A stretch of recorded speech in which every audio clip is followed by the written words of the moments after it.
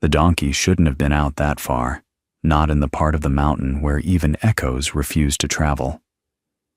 But when he came trudging back toward Mara's cabin, dragging a rust-streaked metal box half buried in dirt and pine needles, she felt the air shift, like the world itself braced for what she was about to find.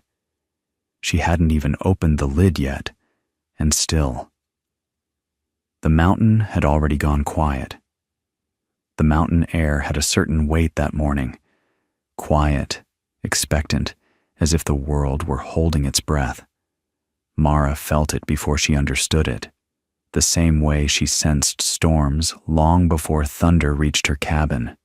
She tightened her grip on the donkey's reins, the old creature plodding faithfully along the narrow trail ahead of her.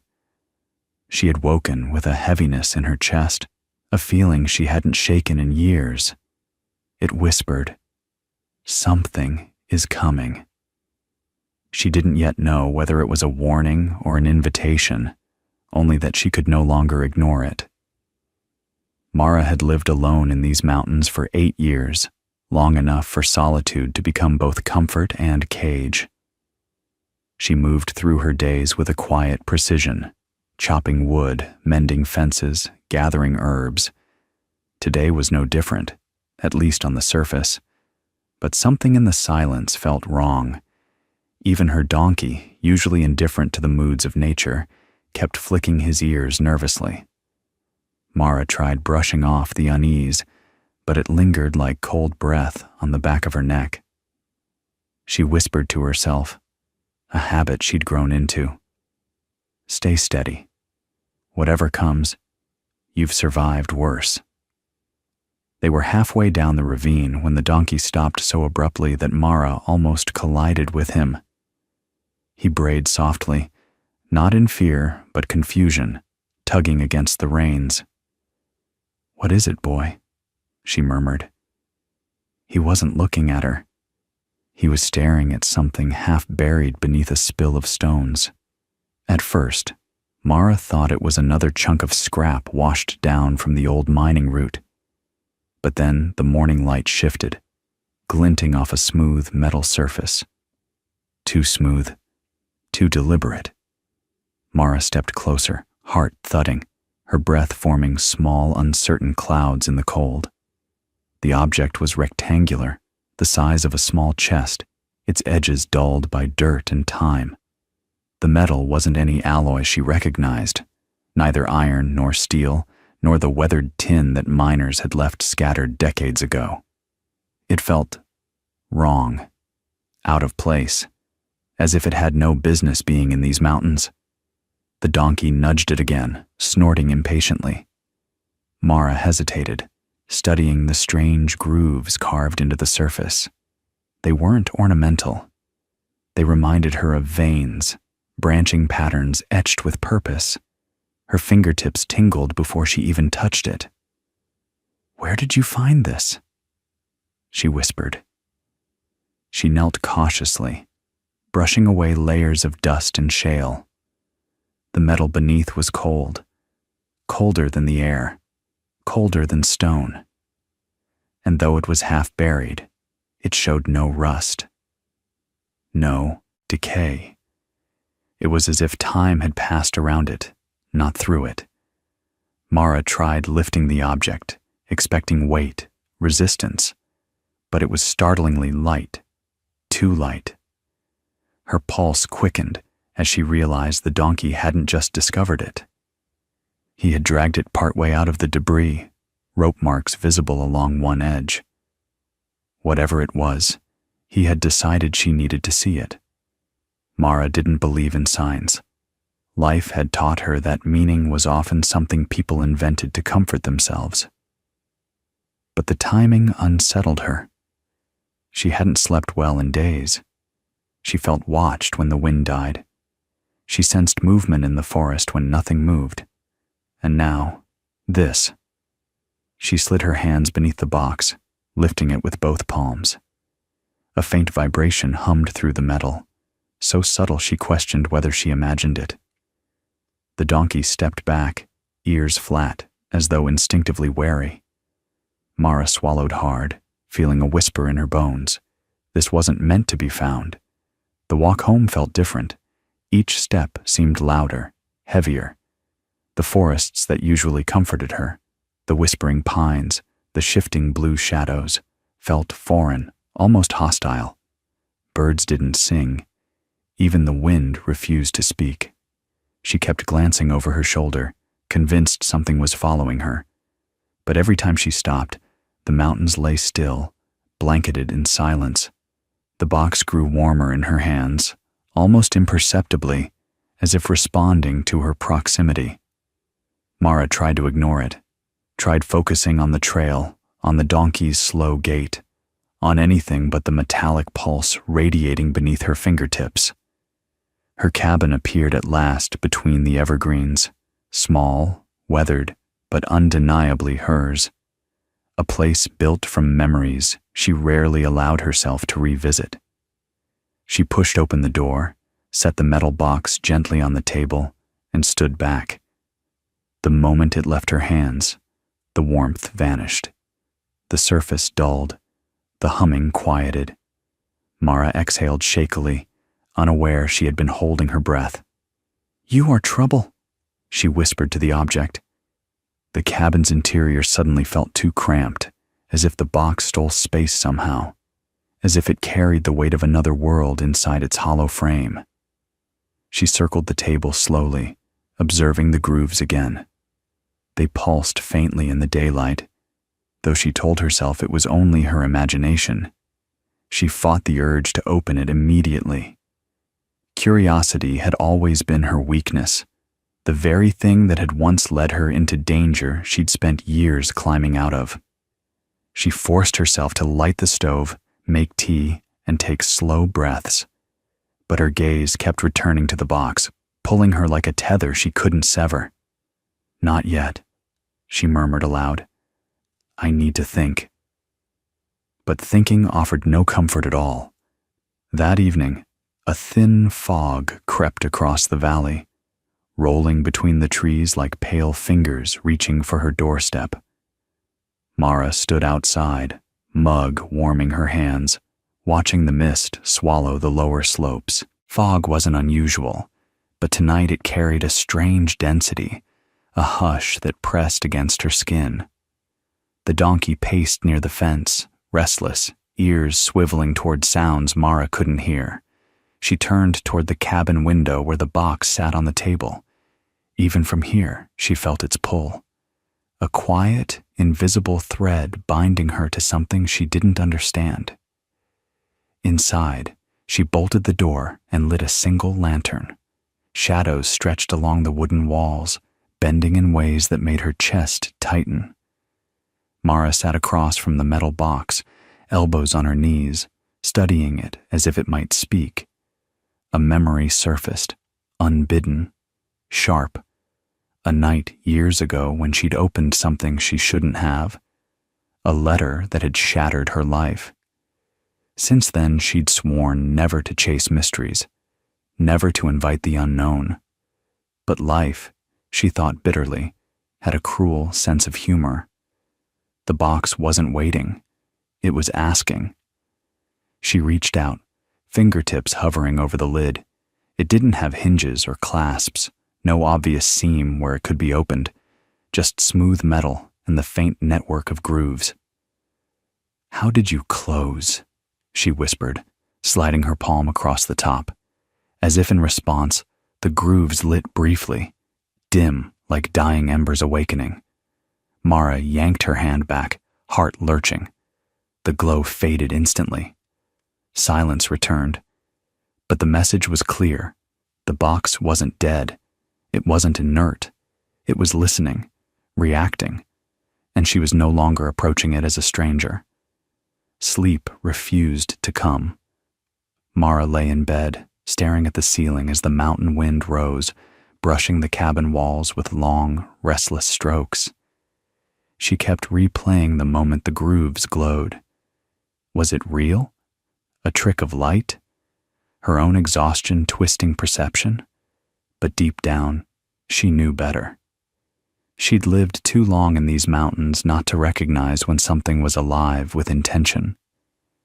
She thought of the seller who never met her eyes, the donkey's instinctive reaction, the silence that began the moment she found it. She turned on her side and whispered, "What are you?" The next morning, frost glittered on the windows. Mara stepped outside to gather wood, breath rising in thin streams. The donkey stood rigid by the tree line, staring at the cabin as if refusing to come closer. She frowned, approaching him slowly. His tail swished anxiously. When she placed a hand on his neck, he trembled, not from cold, but fear. She followed his gaze back to the cabin, to the table inside, to the box. Something primal inside her stirred. Animals sensed danger long before humans did, and her donkey, stubborn as stone, was terrified. Mara spent the next hours pretending to continue her chores, splitting logs, patching the roof, but her mind was tangled. Every sound the box made, even imagined ones, tugged her attention. She tried leaving the cabin door open, hoping fresh air would clear her head. But the moment she stepped more than a few meters away, she felt an odd pull beneath her ribs like a magnetic tug. The box wasn't calling her with noise. It was calling her with silence, inviting her back, drawing her closer, and she hated how badly she wanted to answer. By midday, she could no longer resist. She approached the table slowly, hands trembling despite every effort to steady them. The metal surface looked unchanged, but the grooves seemed deeper today, shadows settling into them with unnerving precision. Mara rested her fingertips lightly on the lid. This time the box warmed beneath her skin, not burning, but welcoming. The grooves glowed softly, a breath of light sweeping across the metal like veins pulsing with life. There was no mistaking it. The box responded to her, only her, and that realization left her both awed and terrified. A low hum rose from deep inside the object, steady, rhythmic, almost like a heartbeat. Mara's palms tingled, her pulse sinking instinctively to the sound. She wanted to pull away, but her hands wouldn't move. The light within the grooves brightened, and suddenly a thin seam formed across the lid, splitting the metal in a perfect line. Mara inhaled sharply. The box had no hinges, no latch, yet it opened for her as if recognizing her touch. Her throat tightened. "This is a mistake," she whispered. But the box didn't care about her fear. It opened anyway. The lid lifted in silence, revealing not treasure, not tools, not anything she could have prepared for. Inside lay a sphere, smooth, glass-like, glowing with a pale silver luminescence. It hovered an inch above the bottom of the box, defying gravity. Mara stared, stunned, unable to swallow. The sphere pulsed gently, as if breathing. She felt the air shift around her, the cabin growing unnaturally still. Even the fire in the stove seemed to quiet. The mountains outside, once alive with faint rustles and distant creaks, fell into absolute silence, a silence that felt like listening. Mara stepped back, breath trembling. The sphere floated higher, rising from the box until it hovered at eye level. Light spilled across the cabin walls, soft and cold. Her vision blurred for a moment, not from fear, but from something that felt like recognition. A memory buried deep, too deep, flickered behind her eyelids. She reached out instinctively, fingertips brushing the surface. The moment she touched it, warmth surged through her. Gentle at first, then growing, expanding, reaching into corners of her mind she hadn't opened in years. She gasped as her world tilted, shifting beneath her. Then the mountains answered. A deep tremor rolled beneath the earth, subtle but unmistakable. Snow slid from the pines in a quiet cascade. The donkey brayed in terror. Somewhere far across the valley, an echo rose, not human, not animal. Something ancient and slow, awakening after a long slumber. Mara clutched the edge of the table, heart hammering, eyes locked on the hovering sphere. The silence that had haunted her since morning thickened into something absolute. And she realized with gut-piercing certainty, whatever she had awakened wasn't done with her, not even close. Mara didn't sleep that night. She sat at the rough kitchen table with the metal box in front of her, its lid half closed like a mouth holding back a word. The mountain outside remained unnaturally still. No wind nudged the eaves, no owl called. Even the old birch by the stream stood rigid, its branches motionless against the sky. It felt less like silence and more like listening, like the entire ridge was waiting to see what she would do next. Her donkey, Bramble, shifted anxiously in the shed, hooves scraping as if the quiet hurt his ears. She pulled the lid the rest of the way open, heart pounding. Inside, beneath the folded cloth she'd already disturbed, lay two things. The first was a dull, fist-sized device of brushed metal, perfectly smooth except for a small circular indentation in its center. The second was a bundle of paper, thin, yellowing, bound by a cracked leather strap. When she lifted the papers, the humming beneath her fingertips grew slightly stronger, as if the object resented being exposed. The mountain silence deepened, pressing in against the windows. Mara swallowed. "All right," she whispered. "Let's see who brought you here." She untied the strap and unfolded the top sheet. It wasn't a letter in any familiar sense. No greeting, no date, no name. Just tight, spidery handwriting and sketches of peaks, valleys, and lines cutting through rock like veins. Coordinates dotted the margins. At the bottom, a short note, underlined 3 times. "If this is found, do not activate it. The mountain is already carrying more than we understand." Mara stared at the words until they blurred. Her throat went dry. She glanced at the device again, its surface catching the dim lantern light. It looked harmless. That was the worst part. She turned the page. More drawings, cross-sections of the mountain, tunnels she didn't recognize, an underground chamber with concentric circles marked along the floor.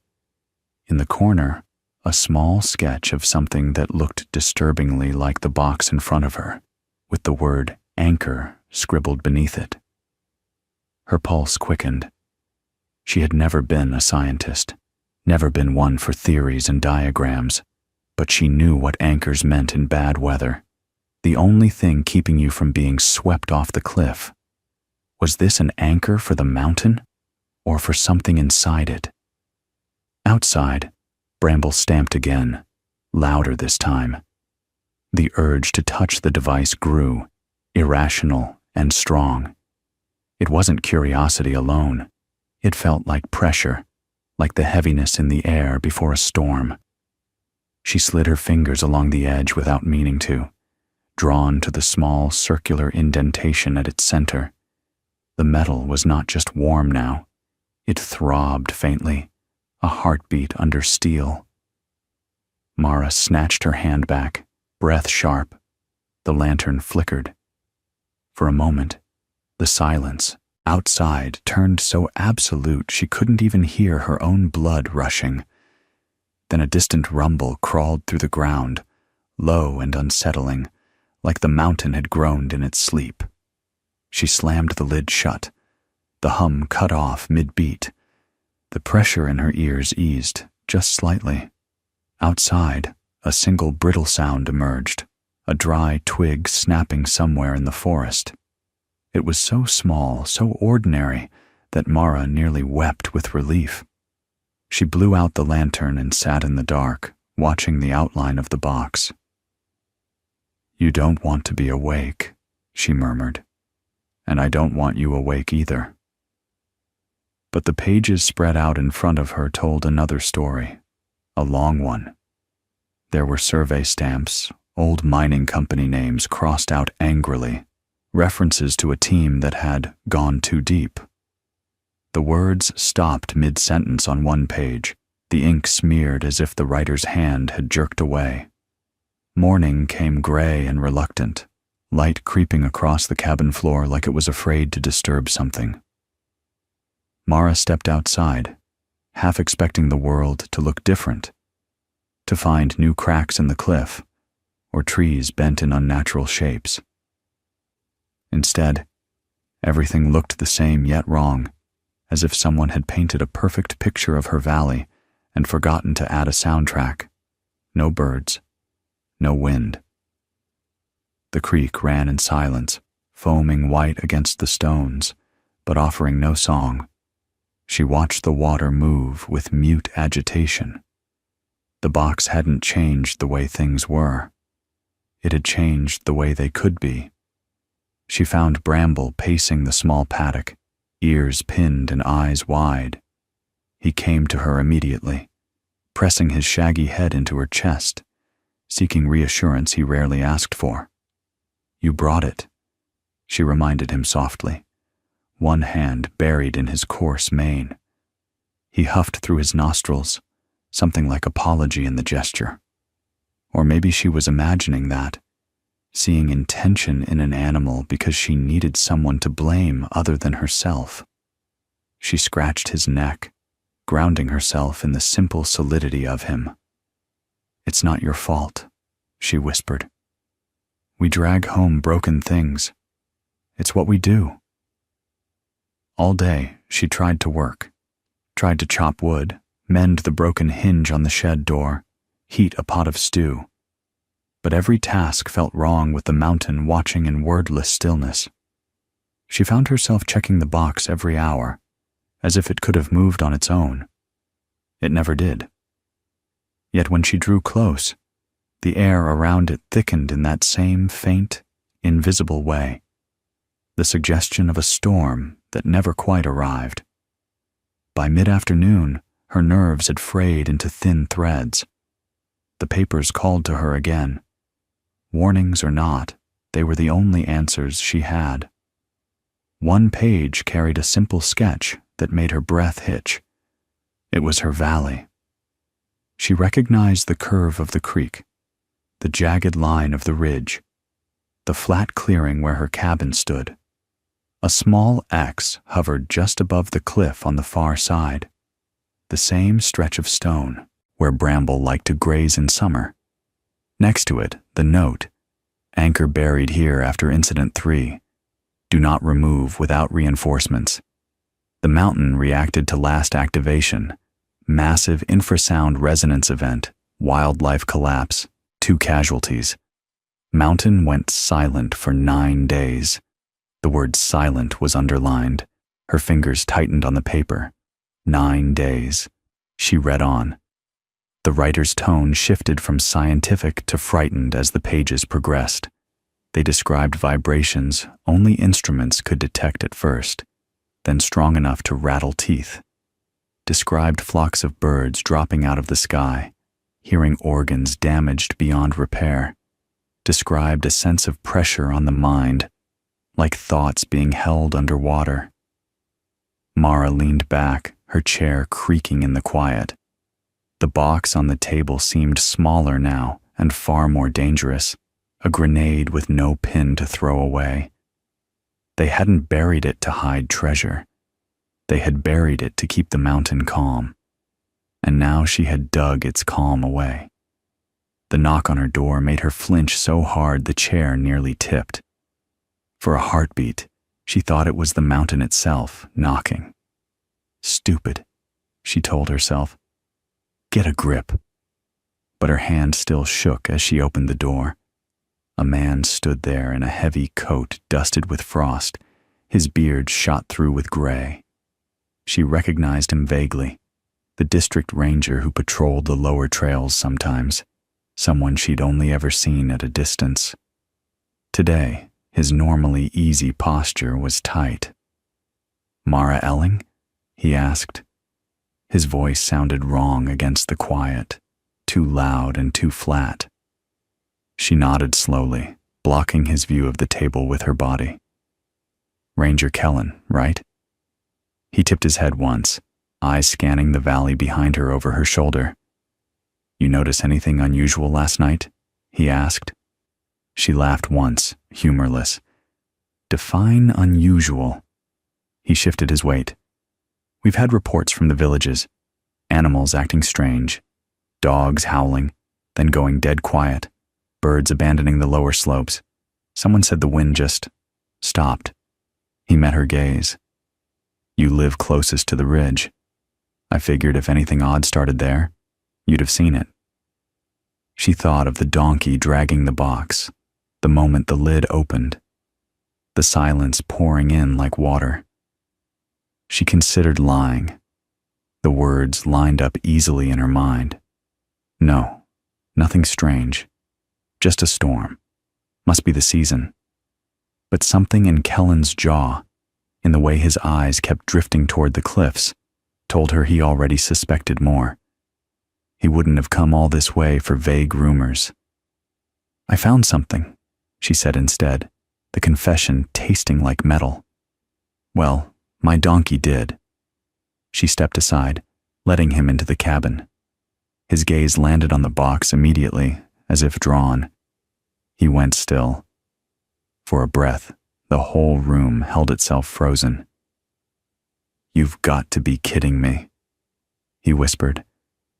Kellen moved to the table with the wary respect of someone approaching him, sleeping bear.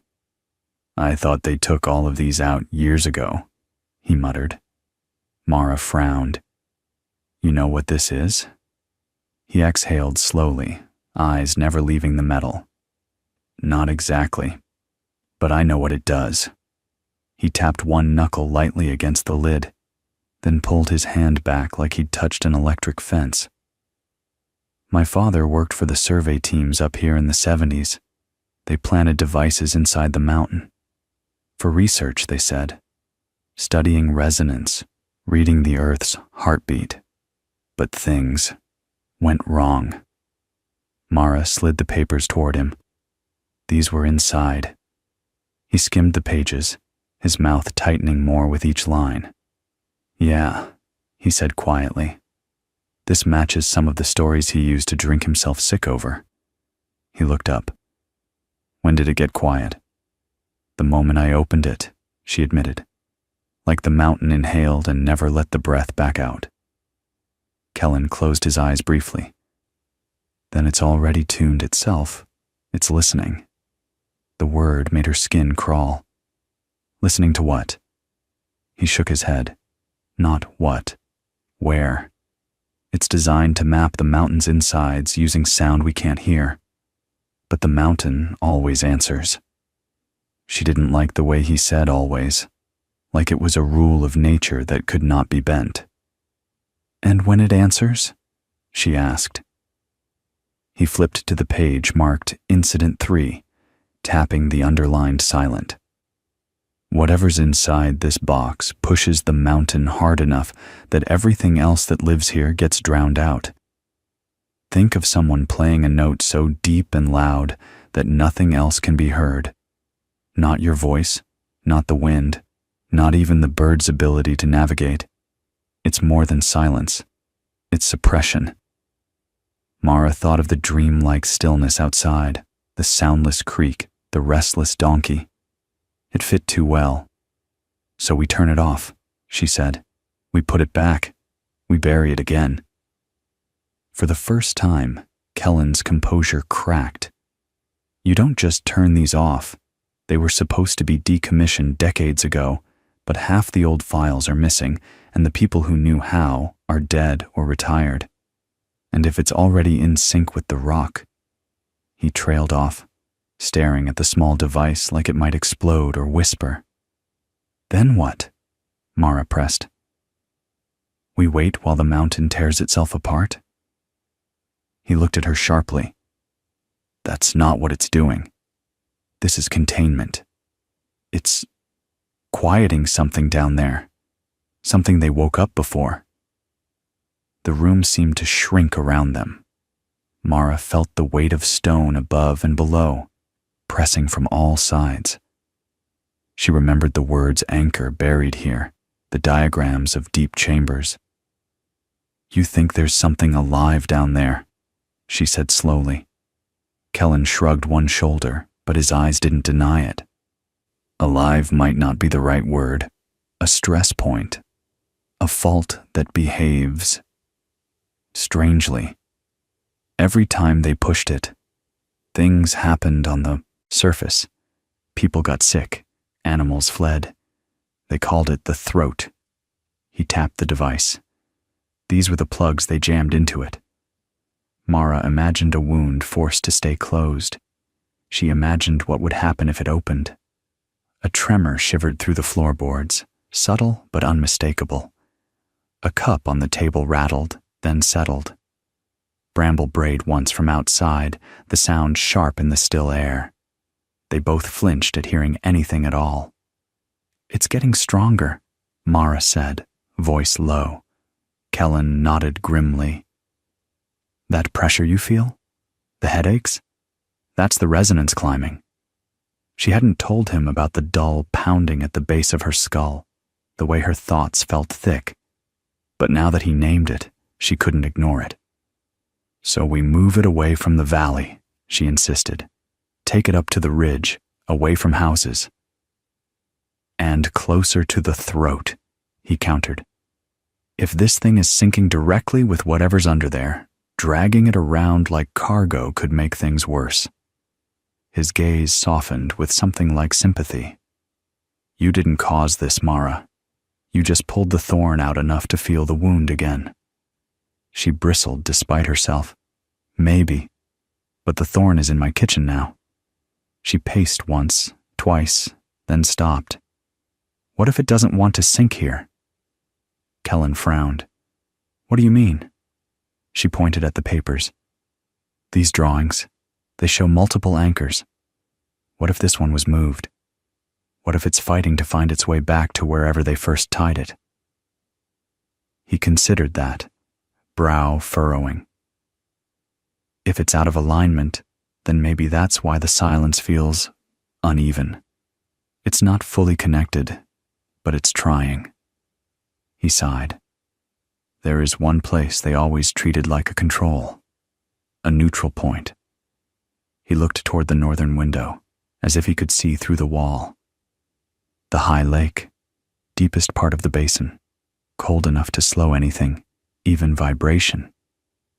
Mara pictured the lake, dark, still, ringed by black rock and snowfields, a place she rarely visited because it made her feel small in a way she didn't like. "You want to drown it," she said. "Weight it down and sink it where the mountain can't hear it." "It's not elegant," Kellen admitted, "but it might muffle it. Give us time to figure out something better." Time. The word lodged in her chest like a splinter. Time for who? For what? She looked at the box, at the valley, at her own hands. She'd chosen the mountain years ago instead of the broken life waiting below. If the mountain fell silent forever because of something she'd dragged into her home, she didn't know if she'd survive that kind of guilt a second time. "Then we move at dusk," she said. "Less chance of someone seeing us. Less chance of whatever's listening, noticing we're changing the song." For the first time all day, Kellen almost smiled. "You and the donkey," he said. "You planning to make him haul this thing again?" Mara glanced toward the paddock. "He started this," she murmured. "He can help end it." Outside, the clouds thickened, flattening the light into a dull gray. The mountain remained silent, but under that silence, something new had joined the waiting. Decision, poised on the edge of action,